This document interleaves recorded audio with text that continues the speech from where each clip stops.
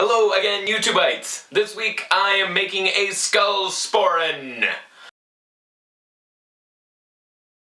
I really like hammering out skulls. It's not that I am in particular a skull wearer, nor do I decorate my house with them. I'm much more bow tie than badass. Nor is a skull Sporran something that I'm likely to use. I don't really own a kilt that would suit it. I think the reason that I like making skulls so much is that they're satisfying front to back. A lot of artistic projects have components that are frustrating or dull or exceedingly slow and long, where the skulls tend to move quickly from section to section, and each has its own little victories inside.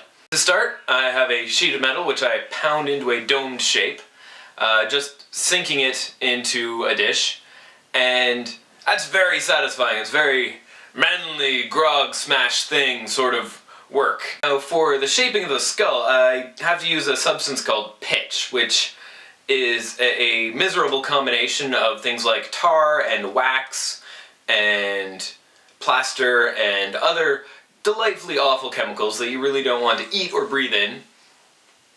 But it makes a semi-malleable surface that will both support the workpiece from behind and move as it's getting hit, just enough that where the punch or the hammer is landing, it will move out of the way. Without pitch or a similar substance, some people use sandbags or bags of lead shot or just tubs of lead for those people who like going slowly mad. With that backing material though, you can have much more precise control over the movement of the metal and sculpt the sheet much more carefully.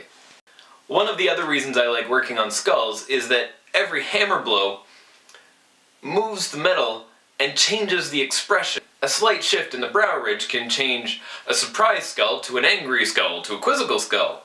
And changing the way the teeth are aligned and the cheekbones move can change something from being a very passive skull to a very demonic, angry skull. And it's just very satisfying to see that come together.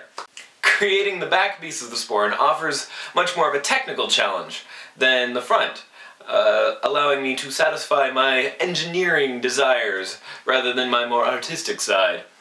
The way that I get the edge of the back of the Sporran to flip up and fit inside the cavity of the skull is through a process called raising. To do this, I need a special raising hammer, which has a long cylindrical face, rather than the ball that I use for sinking. And I need a steel stake of roughly the right shape to pound that edge down and actually crush it in. Instead of stretching the metal, I'm actually compressing it around that stake using that hammer. Finally, to get the two halves to hinge together, I put two rivets through molars on the skull and through the base of the back, and it created a clamshell sort of shape. To get it to stay closed, I attached a little hook and eyelet system at the top, and then I attached two D-rings on the back for which to attach the Sporran chain, and it is finished.